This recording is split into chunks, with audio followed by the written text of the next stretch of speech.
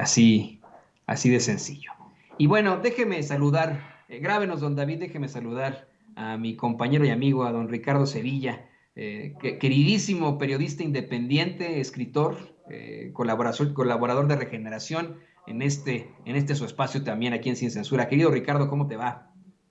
Querido Toño, ¿cómo estás? Buen día, público memorioso. Me va muy bien, muchas gracias. Pues aquí dando la lucha por el periodismo independiente. Y bueno, pues nos sorprende ahora la agua mala de Carmen Aristegui. Y digo agua mala porque hay un proyecto, una asociación, una organización que se llama Agua Mala, que tiene 178 seguidores en Twitter. Y bueno, Carmen Aristegui da a conocer, avala en su portal de Aristegui Noticias un trabajo de estos muchachos que de acuerdo con el repositorio de Agua Mala, pues tienen poca experiencia periodística, pero pues bueno, ella en este reportaje le da pues una tunda, hay que decirlo, al presidente López Obrador. Ella no firma como siempre.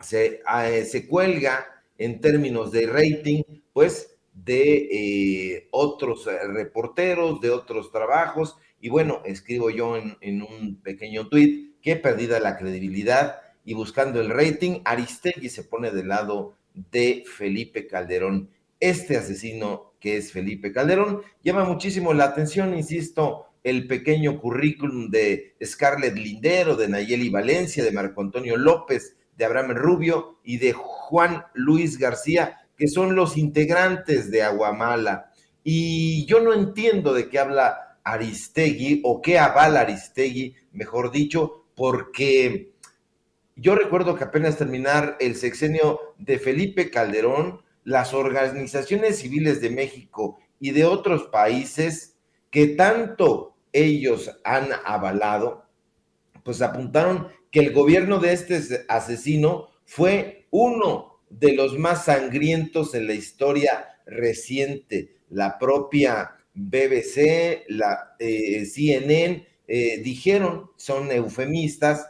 y dijeron que era uno de los más controvertidos en la historia reciente, pero no, fue uno de los más desastrosos.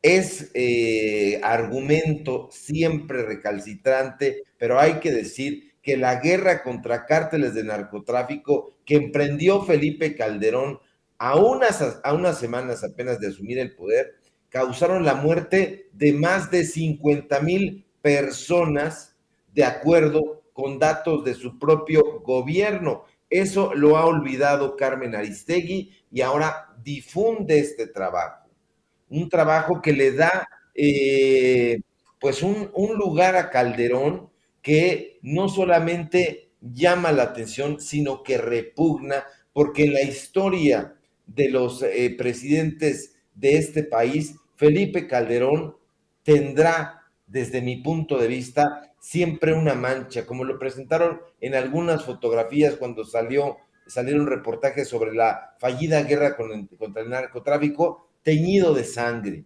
Sí, porque no solamente fue la guerra contra el narcotráfico, miles de personas tuvieron que abandonar sus comunidades, sus lugares de origen para huir de la violencia. Fue un exilio físico, un exilio psicológico del que poco se ha hablado hasta el momento.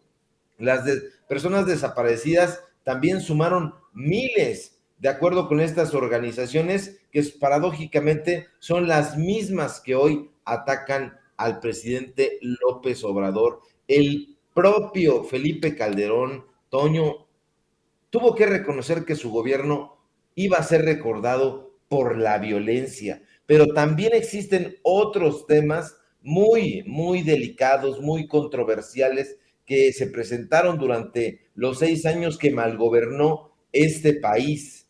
Hay que recordar que en esta guerra contra el narcotráfico, pues solamente se cargó de un lado, se cargó del lado de los opositores a García Luna, porque fue un capo de la mafia, un capo del crimen organizado. Y bueno, la gente se preguntó, por ejemplo, ¿dónde quedó el cuerpo del líder del cártel de los Zetas, ¿te acuerdas? Y el público memorioso sin duda lo recordará, que este personaje, Heriberto Lascano, el Lasca, fue uno de los hombres más perseguidos supuestamente durante el gobierno de Calderón y hizo esos operativos que eran siempre bien cubiertos por los medios de comunicación para emprender su captura. Y bueno, pues este cártel era uno de los más violentos de todo el país, incluso de Centroamérica, y nunca apareció el cuerpo de este personaje, del jefe de los Zetas, que había, que en determinado momento, pues la propia fiscalía, en ese momento la Procuraduría General de la República, pues dijo que habían abatido y de pronto, pues no apareció el cuerpo. No apareció. Estuvieron los casos de la masacre en el Casino Royal, los torsos humanos en Cadereyta, ahí cuando esta violencia llegó a su máximo nivel, por no hablar de la corrupción que impregnó su sexenio. A mí me desconcierta muchísimo que Carmen Aristegui esté dando voz a estos periodistas que pues ella avala. Yo no entiendo si no tiene el mínimo rigor periodístico, pero va de mal en peor. De este reportaje fallido que presentó hace unas semanas sobre los chocolates Rocío a este especial que está difundiendo a través de esta organización que, insisto, se llama Aguamala y que consta de 3 reportajes, pues donde se pone de lado de Felipe Calderón. Es extrañísimo. Este reportaje se hizo con dinero de la UNESCO. Eso no lo pone Carmen Aristegui, es un especial que se llama El País Bajo las Armas y bueno, está dedicado al gobierno de López Obrador, pero de una manera sumamente crítica que vulnera todo rigor periodístico y tenemos ahí la vida de un civil vale 300,000 pesos para el ejército, es en contra del ejército mexicano. Tenemos la cuarta transformación del poder militar, por supuesto, pues bueno, ahí en el título podemos ver de qué se trata. Tenemos que es la pacificación de AMLO, es más letal que la guerra de Calderón. Yo estoy sumamente desconcertado porque ya sabíamos cómo se las gastaba Carmen Aristegui, sabemos que tiene dinero suficiente como para tener sus oficinas ancladas ahí donde las grandes televisoras como Televisa y Televisión Azteca tienen sus instalaciones, que es en el sur de la Ciudad de México, una de las zonas más caras de este país, para tener ahí su redacción ahí en el periférico muy cómodamente, donde se sube iniciando y terminando su noticiero a una camioneta enorme, pero yo no recuerdo, y lo hemos dicho aquí en Sin Censura, cuál es el último reportaje de Carmen Aristegui, hecho por ella, investigado por ella, propuesto por ella y difundido por ella. Yo no recuerdo ni uno solo, como no hayan sido quizá los reportajes que hizo cuando estudió la carrera en la Facultad de Ciencias Políticas, Ciencias de la Comunicación, pero de ahí en fuera no recuerdo uno solo. Me parece que es una difusora. Su nombre, como ya se sabe, pues es una marca registrada, Aristegui Noticias, y mediante esta marca registrada está presentando reportajes que en este caso pues están revelando más de ella que del personaje que está atacando, que en este caso es el presidente López Obrador, la cuarta transformación y todo. Miren que ir en contra de la familia de López Obrador sin ningún sustento, ir en contra de sus hijos sin ningún sustento periodístico, sino a través de injerencias, es delirante. Pero ahora, ponerse del lado de Felipe Calderón y decir que la pacificación de López Obrador es más letal que la guerra, que la fallida guerra del narcotráfico de Felipe Calderón, es ya una estulticia. No sé en qué nivel de periodismo vaya a terminar si continúa esta ruta la panista Aristegui, digo Aristegui, no quise decir panista, porque los panistas son sus panelistas, ¿no? Pero eso es la impresión que tengo, está corriendo con los brazos abiertos, pues a la reinstauración, hay que tocar madera, pero a la reinstauración del panismo. ¿Por qué? Pues ya vemos que le pone el micrófono a todos estos personajes y les dice, bueno, pues sírvanse con la cuchara grande, digan lo que sean que tengan que decir, y es monstruoso el adefesio informativo que está creando con esta tergiversación de los reportajes y publicando pues a estos jóvenes. Hay que darle la voz, querido Toño, a los periodistas jóvenes, sin duda, hay que pasar la estafeta, pero no podemos darle voz a periodistas jóvenes que todavía no tienen el rigor necesario para poder llevar o presentar esas investigaciones y que únicamente sirven a los intereses de los dueños de los medios de comunicación para los cuales trabajan. Y este es el caso de estos jóvenes que no tienen rigor y que están tergiversando única y exclusivamente para observar a las clientelas que es como ven a las audiencias. Los ven, en el caso de Carmen Aristegui, pues en términos de rating. Si la nota, si el reportaje impacta en términos de rating, entonces la sueltan, la presentan, y eso es un gran peligro para el periodismo de este país.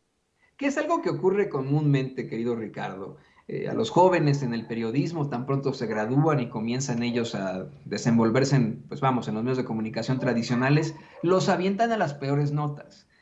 Hacen que firmen con su nombre precisamente reportajes o pseudoinvestigaciones que carecen de rigor periodístico y con las que enfrentan a manchar su nombre para siempre, o con la consigna de que, bueno, son de los primeros reportajes que estaba realizando este cuate y bueno, pues ya después se pudo limpiar su nombre. No ocurre así en Estados Unidos. En Estados Unidos el que la riega la primera ya se acaba su nombre para siempre en los medios de comunicación tradicionales. Y déjame pedirle a don David que nos grabe, porque qué bueno que lo mencionas. En la misma mañanera del presidente López Obrador, en la misma mañanera, el presidente volvió a exhibir a dos de los principales colaboradores de Aristegui Noticias, a Denise Dresser, a Sergio Aguayo, por sus acusaciones sin sustento, como el acusar al mandatario de un golpe de Estado con su acuerdo para establecer como asunto de seguridad nacional las obras de infraestructura o compararlo con Díaz Ordaz. Esto fue lo que dijo el presidente a grandes rasgos, fue un clip muy pequeño. ¿Qué te parece que lo analizamos para hablar precisamente de lo que podría tener, en todo caso,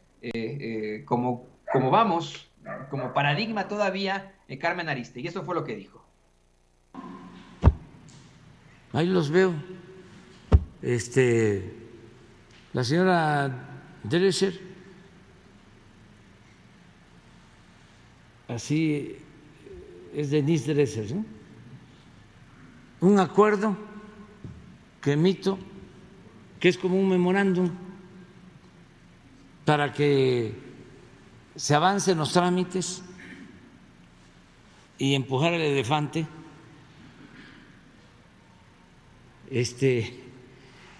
Lo confunde y dice: se ha dado un golpe de Estado. Hay un conflicto en un centro de estudios, el CIDE,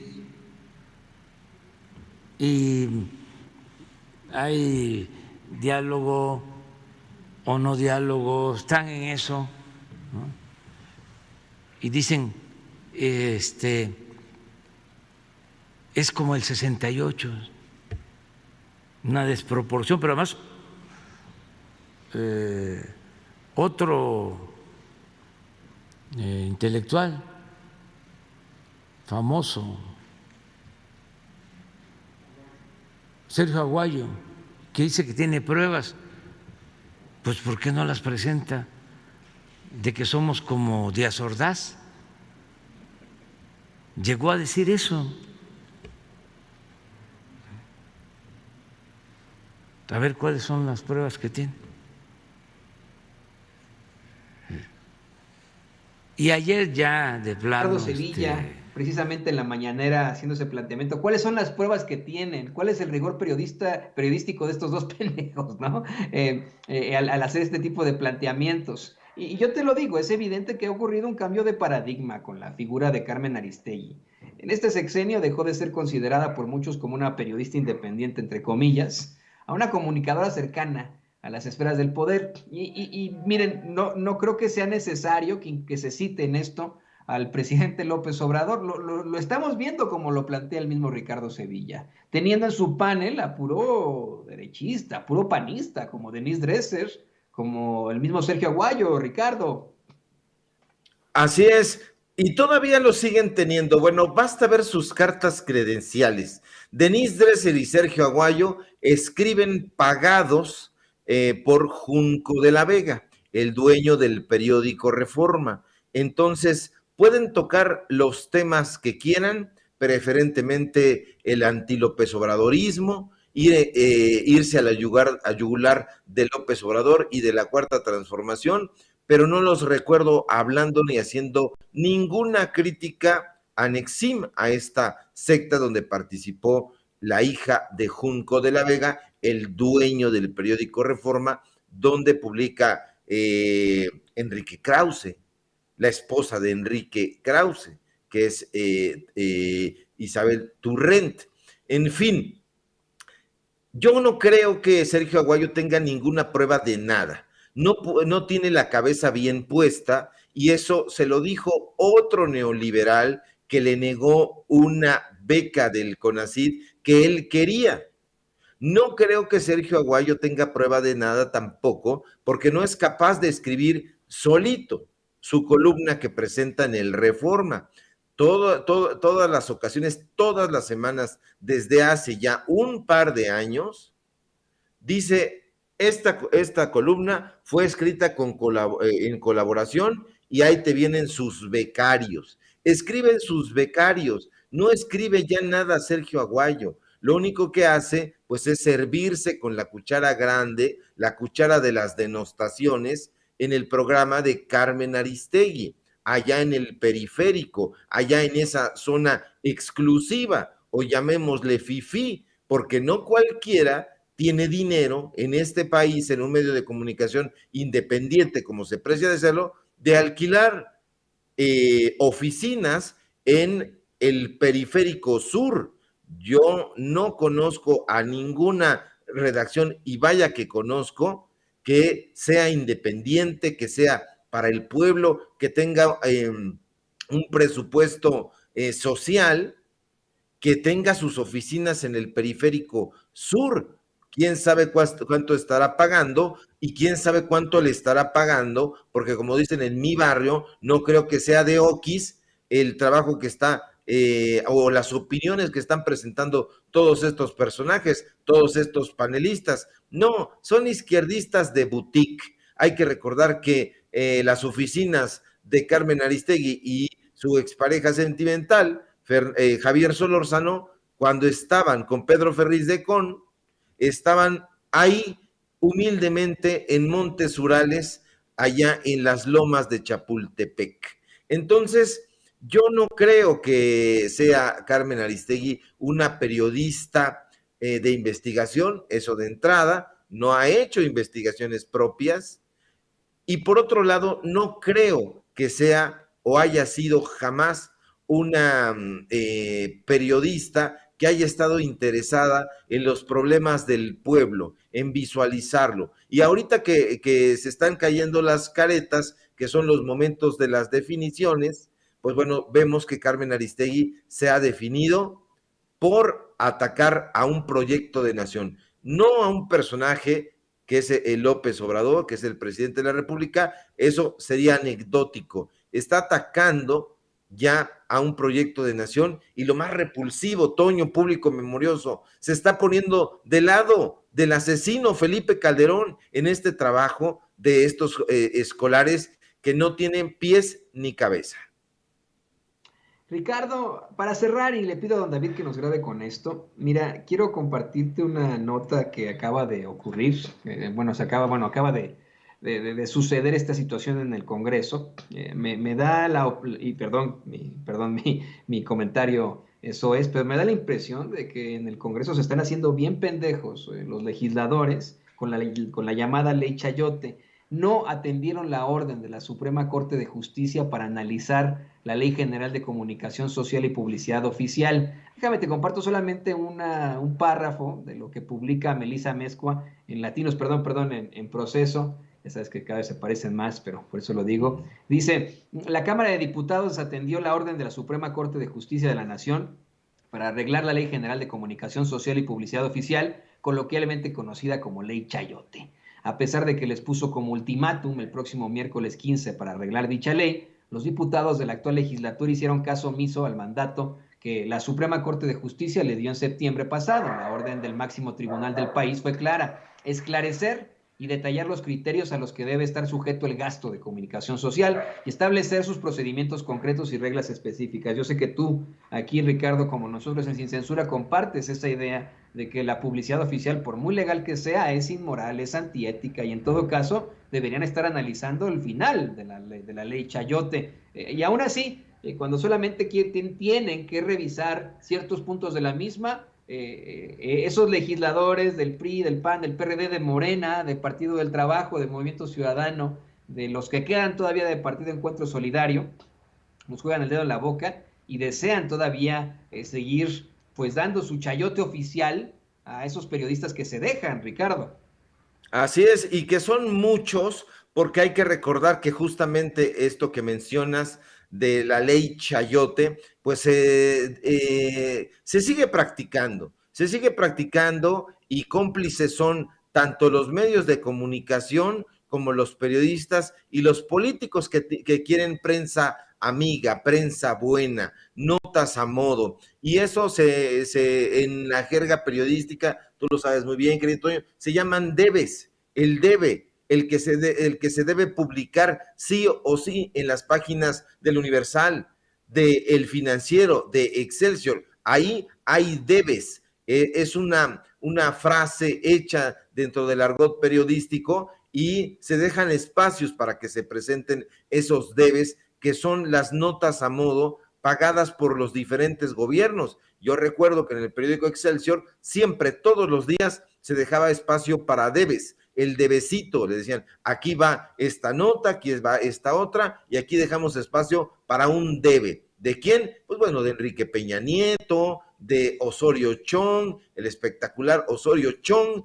¿Por qué? Porque así lo ponían. ¿Y qué? ¿Cuáles eran los beneficios de eso? Pues darle contratos de publicidad oficial precisamente. Y se tiene que regular sí o sí, porque estos políticos y estos periodistas, viceversa, se están acercando para dar esta lana. Hay que ver cómo corren los políticos a buscar a los periodistas que saben que son chayoteros para ofrecerles una lana y que les den una buena prensa. Y hay que ver cómo se dejan encontrar también esos periodistas para que les den otra lanita y tener una prensa buena, como es el caso de los estados. Aquí la federación pues ya está haciendo algunos ajustes, pero todavía hay contratos que le hace, por ejemplo, el IMSS a Carmen Aristegui, y hay que revisar eso con muchísima atención,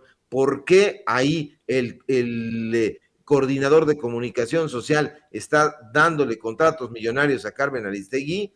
No sé si esto lo sepan en la federación, pero sería la mar de interesante que se hiciera una investigación al respecto, y va a salir algo muy interesante, porque en los gobiernos estatales, en los gobiernos municipales, también está ocurriendo ese fenómeno de los periodistas que ya no reciben chayote del gobierno federal, pues están corriendo a los estados, a los municipios, para que se les dé lana. Solamente hay que recordar que Maru Campos y Alfaro hacen estas prácticas, por mencionar algunos, pero todos hacen todos los políticos corruptos hacen esa práctica de repartir chayote a través de contratos de publicidad oficial, y son extorsionadores, Toño. La verdad hay que decirlo, son extorsionadores, y dicen, si tú no me das dinero, si no me das contratos, entonces ya las vas a pagar. Eso fue lo que le pasó a Raimundo Rivapalacio cuando no le dieron contratos en el gobierno federal, y al contrario sacaron una lista donde lo exhibían como uno de los periodistas que recibían chayote. Ahorita que dijiste lo del debe, hasta se me fue el color, me dio un escalofrío ahí, me puse a pensar en el apellido Suárez, ahí de Azteca Noticias. Me puse a pensar mucho en cómo ponen en el iNews, antes de los noticiarios, precisamente esa palabra, el debe. Híjole, Ricardo, tienes toda la razón. Exactamente, extorsionadores de ambos bandos, ¿eh? Porque algunos pueden amenazar con quitarles la publicidad oficial a los medios de comunicación, ya sea tradicionales o independientes, como esos mismos medios de comunicación pueden amenazarlos con golpeteos. Yo me puse a pensar claramente en lo que dimos a conocer en mayo de hace un par de años, cuando comenzaba su gobierno el presidente López Obrador, de cómo es que con datos oficiales se revela que la disque empresa de Joaquín López Dóriga recibió millones de pesos por parte de la publicidad oficial, gracias a menciones, imagínate tú, en programas de radio con Ciro Gómez Leiva, en columnas, ¿no? Imagínate, ¿no? Que eso es, pues obviamente, no tiene ni pies ni cabeza. Si la publicidad oficial es solamente para que se ponga un comercial del gobierno, esto obviamente afecta directamente a lo que es el periodismo, ¿no? En per se, el profesionalismo, la ética periodística, eso se convierte en un verdadero chayote. Y pienso yo que entre esos extorsionadores, pues podríamos tener claramente a Lodo, a Joaquín López Dóriga, el pseudocomunicador. Yo me imagino que con su empresa, pues hizo el agosto al decirle a Peña Nieto, o le entras o yo no le entro. Creo que ahora es claro que el que no le entró fue Andrés Manuel López Obrador, porque tiro por viaje, o fake, o golpeteo claro de él y de muchos que son como él, querido Ricardo. Sí, ya, y no le va a entrar, ya lo dijo lo ha dicho de manera reiterada, pero hace 15 días fue muy enfático y dijo, no les vamos a dar dinero. Así que griten, que pataleen, que calumnien, que tergiversen, no les va a dar dinero la federación, y de ahí que es muy importante, para bien del periodismo, para bien de la vida pública, de la vida política, que todo eso cambie, que existan espacios verdaderamente independientes, y que no nos sorprendamos que de pronto, pues el dueño de cierto medio de comunicación, pues era un personaje que estaba en los Panama Papers, y entonces vemos a personajes que se jactan de ser periodistas independientes y no lo son.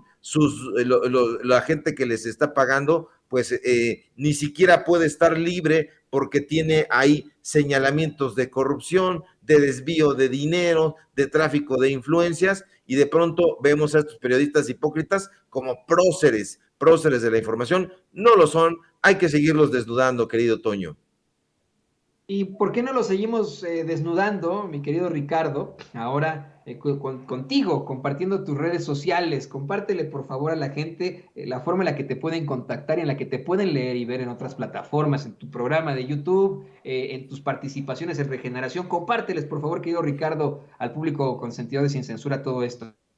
Claro que sí, muchas gracias, querido Toño. Público memorioso, síganos por favor en Twitter, @Sevilla Crítico, en Facebook, Ricardo Sevilla, así nada más. Síganos en el programa de los datos duros a través del canal de YouTube de Regeneración. Tenemos programa hoy, gran programa, de 4 a 5 y media, hora del centro de la Ciudad de México, y en esta parodia que tenemos en la noche, que es Tiempos de Canallas, de lunes a viernes, de 8 a 9 de la noche, hora del centro de México, y aquí en Sin Censura, donde participamos al filo de las 11 de la mañana, con muchísimo gusto. Abrazo fuerte, querido Toño, y abrazo también a la producción, a Ceci, a don David y al público, desde luego, que nos ve y que nos escucha. Queridísimo Ricardo, también el abrazo pues va de vuelta. Ahí lo tiene usted, Ricardo Sevilla, gran periodista, periodista y escritor, periodista independiente aquí en Sin Censura. Y bueno, mire, estamos monitoreando a nuestro queridísimo Vicente Serrano, desde hace rato, una persona que se identifica